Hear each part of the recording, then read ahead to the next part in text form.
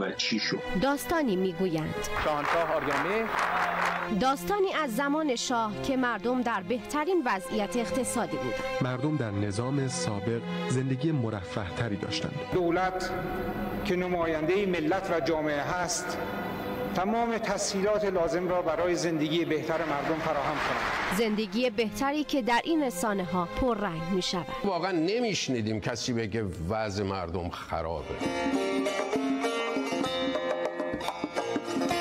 تلویزیون‌های خارج از کشور کلیپایی میذارن که اینجوری بوده، عکس شمال شهر تهران نشون میدن، شمال تهران برق میزد، زندگی خیلی خوب بود، لوکس بود، ماشینای نو میومد، از خبرا نبود. 4 تا عکس و 4 تا فیلم نشون داده، دخترای خوشگل رو نشون میده و میشه پهلوی خوبه.